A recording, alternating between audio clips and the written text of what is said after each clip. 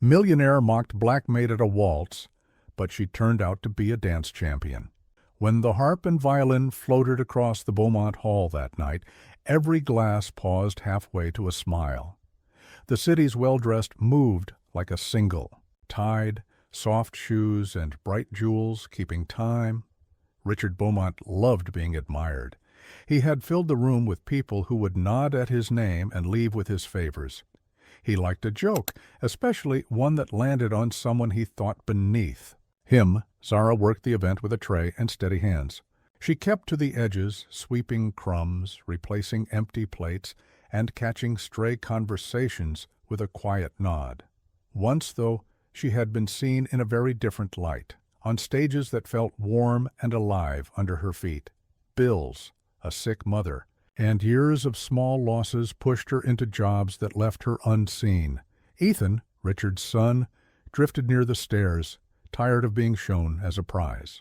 He watched the guests with a soft smile until his father, in a voice used to setting rules, called him out. "If you dance this waltz, you marry my son," Richard announced, loud enough that everyone heard. Some women moved forward with eager eyes. A few guests murmured cruel things about who should be beside his son. When Ethan's gaze found Zara, placing glasses on a tray, something inside him shifted. He stepped through the shine and chatter to where she worked.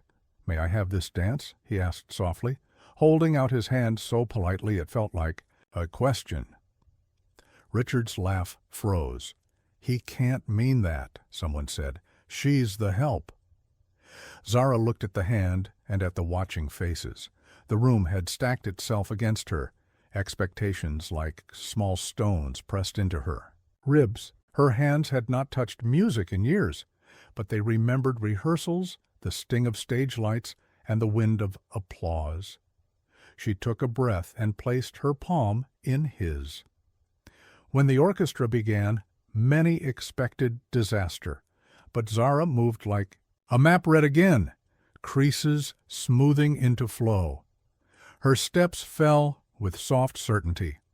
Ethan followed and trusted. Together they found the music not as two people pretending, but as two people listening to the same heartbeat. Heads turned from sneers to surprise. "You dance like you were born to it," a woman whispered. Richard's face lost color. "Who is she?" he asked. The final measure finished, and the room held its breath. Then applause rose, honest and surprised. People who had leaned in to sneer now clapped for the skill they had mocked. The applause washed over Zara like a warm ocean. For the first time in years she felt something she had almost forgotten, a steady attention that didn't try to take anything from her. People pushed forward, phones up, asking who she was. Some tried to smooth over their earlier cruelty with awkward smiles. Her mind flicked back to the years that led her here. She had trained as a child, winning small prizes and earning a place at a respected studio. But when her mother fell ill and bills stacked up, she left the studio to help at home. Stage lights were traded for late shifts and cleaning shifts. She kept dancing in small, private moments. On the floor that night she did not show off. She simply shared. Her steps were precise, turns that spoke of discipline, glides that spoke of memory. She did a controlled leap that looked like flying, but landed with quiet grace. People later would call the moves classical, because they didn't know how else to name someone reclaiming herself. Sam, the hall's security head, came close after the applause. He had seen many faces on those marble steps. "You danced at the Royal Studio, didn't you?" he asked quietly. "A long time ago," she answered. "I trained, I performed." The clip of Zara and Ethan on that shiny floor spread quickly. Phones hummed. Some posts were kind, some were cruel. The cut that hurt Richard most was the recording that captured his own words, his laugh and the joke about the staff. He had meant it as a throwaway line, but the world heard it differently. People replayed it, and the company that carried his name began to feel the heat of judgment. Offers came to Zara like small doors opening. Schools asked if she would teach. A theater asked her to run a workshop. A respected dance company asked if she would audition. Zara took time before answering because she wanted what came next to mean more than a headline. Richard watched the replay of his voice in his study. Pride is slow to learn humility, but it learns when people you counted on leave your calls unanswered. Sponsors pulled back, partners asked for statements, and the board said things that sounded like consequences. He felt something unfamiliar, public shame. It made him smaller than the man who loved jokes. Ethan, who had stood beside Zara in the spotlight, visited her after the gala with a small box of pastries and honest apologies. They sat in a quiet cafe where no one knew their names and talked for hours. He told her about the hollow of being treated like an object because of his last name. She told him about long hours of practice, the nights mending costumes, the quiet of cleaning jobs where she kept quiet so others could sleep. They moved slow, like two people finding trust again. When offers began to materialize, Zara made a careful choice.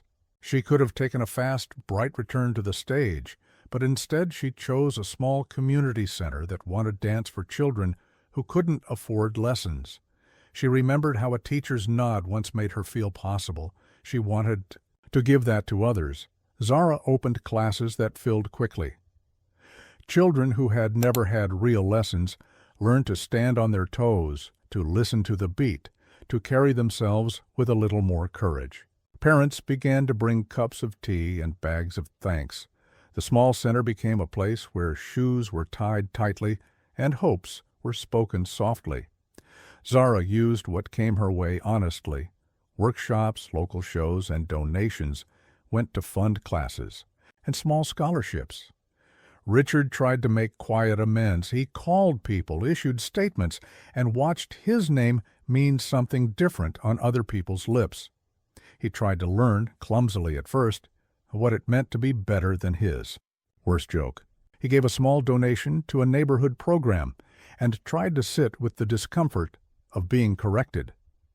Months later, the Beaumont Hall rang once more. This time, for a modest benefit Zara had helped organize for the neighborhood school. Richard watched from the back, smaller in frame and heavy with thought. He had not been banished, but the city expected change.